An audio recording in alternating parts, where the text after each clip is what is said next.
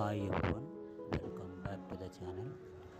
आप सबको चैनल में स्वागत है।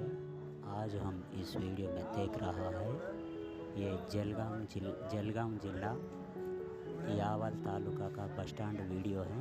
इस वीडियो को पूरा देख लीजिएगा, लाइक कीजिए, शेयर कीजिए, सब्सक्राइब कीजिए। फिर मिलेंगे और एक नया वीडियो के साथ। Thank you for watching. बहुत मेहनत से बना रहा है वीडियोस, इस चैनल को ज़रूर सपोर्ट कीजिए। Thank you for watching. Hi everyone, అందరికీ స్వాగతం। ఇది మహారాష్ట్రలోని జల్గాం జిల్లా యావల్ తాలూకా బస్ స్టాండ్ ఇది। మీరు ఈ వీడియోలను పూర్తిగా చూడండి, లైక్ చేయండి, షేర్ చేయండి, సబ్స్క్రైబ్ చేయండి। మరిన్ని వీడియోలతో మళ్ళీ కలుద్దాం। Thank you for watching. Thank you so much.